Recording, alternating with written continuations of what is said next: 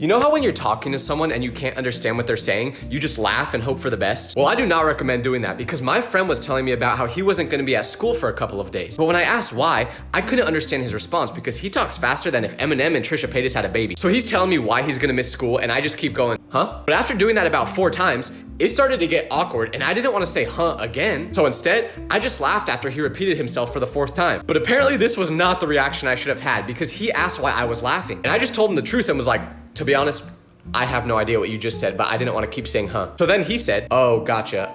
Well, I was telling you that I have to miss school because I'm gonna get a tumor in my leg removed. Should have just kept saying huh.